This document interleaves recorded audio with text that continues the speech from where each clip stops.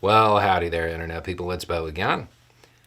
So, today we're going to talk about Ukraine and Russia and the attitudes that are shaping up in D.C. and the Black Sea Fleet, because something really interesting happened. And it is something that's definitely worth noting and should help shape policy. Russia's Black Sea Fleet was stationed in Crimea, occupied Ukraine. It's had to withdraw. It had to withdraw. Ukraine, a country without a navy to speak of really, defeated the Black Sea Fleet. They had to withdraw. They forced a withdrawal. They've got it bottled up on the other side of the Kerch Bridge back in Russia. This was done by a country that really doesn't have a navy.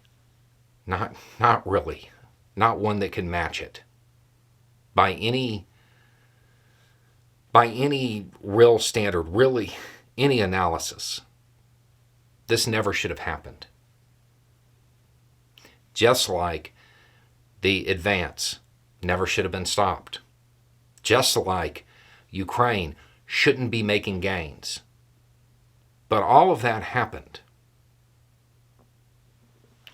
And right now in D.C., you have a whole bunch of people talking about how long it's taking. I would remind everybody that it never should have lasted this long. Those same analysts that are feeding the idea that, well, we just can't keep up. They're just not going to be able to do it because they didn't do it on our timetable. They were the same people that had the timetable of the Capitol falling in 2 weeks. A country without a navy to speak of forced the withdrawal of the Black Sea Fleet. It's one of those moments where maybe those who say something is impossible shouldn't interrupt those people doing it.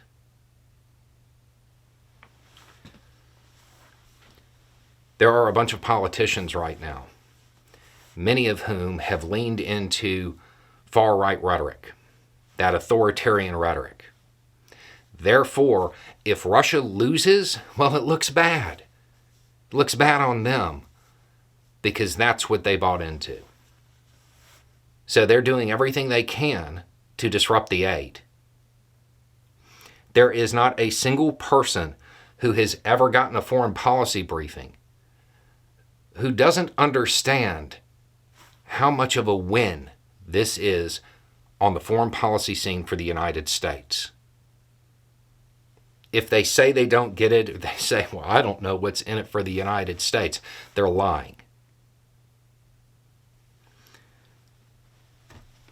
Their rhetoric, what they have pushed, how we need this ultra-masculine military like Russia has, that's what it's about.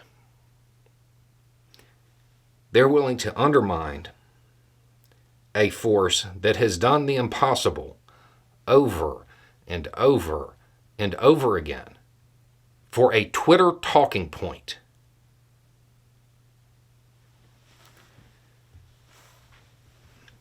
If the United States and the West in general does not continue to support Ukraine's efforts, the West will regret it. The West will regret it. This is one of those moments where those people who actually understand foreign policy need to be out there screaming and explaining what the consequences of not failing, because it's not failure, of abandoning a force that has done the impossible over and over again. The United States has a lot of division within its political parties, and that's been around for a long time. But generally speaking, most times, those who had diverging views, they all wanted the U.S. to succeed on the international stage. Those people who are now doing everything they can to disrupt this aid, they want to see failure because it'll make them look good on Twitter. Anyway, it's just a thought. Y'all have a good day.